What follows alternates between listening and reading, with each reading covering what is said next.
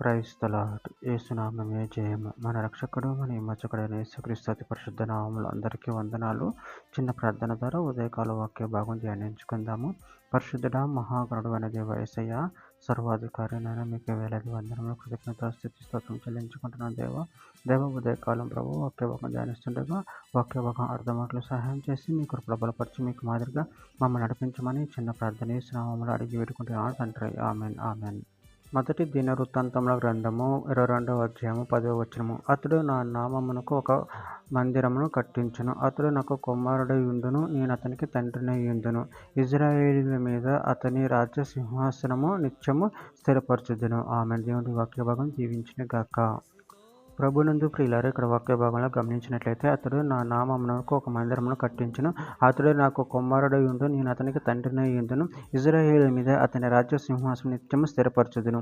అదేవిధంగా వాక్య భాగంలో గమనించినట్లయితే దినవృత్తాంతం మొదటి గ్రంథం 17వ అధ్యాయం 12-13 వచనాలు అతడు నాకు ఒక మందిరము కట్టించును, అతని సింహాసనం నిత్య స్థాపన చేసేదను, నేను అతనికి తండ్రినై యుందును, అతడు నాకు కుమారుడై ఉండును. నీకంటే ముందుగా ఉన్నవానికి నా కృపను నేను చూపక మానినట్లు అతనికి నేను నా కృపను చూపక మానను. మొదటి దినవృత్తాంతం 28వ అధ్యాయం మరియు నేటి దినమున చేయుచున్నట్లు అతడు ధైర్యం వహించి నా ఆజ్ఞలను నా న్యాయవిధులను అనుసరించినట్లా నేను అతనికి రాజ్యమును నిత్యము స్థిరపరచుదాం. కీర్తన గ్రంథం 89వ అధ్యాయం 36-37 చంద్రుడునంతకను అది నిలిచినని, మిట్ట నుండి సాక్షి నమ్మకంగా ఉన్నట్టు అది స్థిరపరచబడినని నా పరిశుద్ధ తోడని నేను ప్రమాణం చేసి తిని. దావీదుతో నేను అబద్ధమాడను. యెషయా గ్రంథం 9వ అధ్యాయం 7వ వచనం. ఇది మొదలుకొని మితి లేకుండా దానికి వృద్ధి క్షేమమును కలుగునట్లు సర్వకాలము దావీదు సింహాసనమును రాజ్యమును నియమించును. న్యాయము వలన నీతి వలన రాజ్యమును స్థిరపరచుటకు అతడు సింహాసీనుడై రాజ్య పరిపాలన చేయును. సైన్యములకు అధిపతి యెహోవా ఆసక్తి కలిగి దానిని నెరవేర్చును. హెబ్రీయులకు రాసిన పత్రిక 1వ అధ్యాయం 5వ వచనం.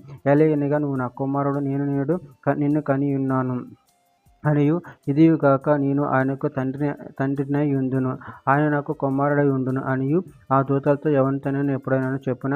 చివరిగా ఒక మాట. కీర్తన గ్రంథం 127వ అధ్యాయం 1వ వచనం. యెహోవా ఇల్లు కట్టించని ఎడల దాన్ని కట్టువారి ప్రయాసం వ్యర్థమే, యెహోవా పట్టణము కాపాడిన ఎడల దాని కావలి కాయువారు మేలుకొని వ్యర్థమే. ఆమె. దేవుడి వాక్య భాగం దీవించిన కాక చిన్న ప్రార్థన చేసుకుందాము.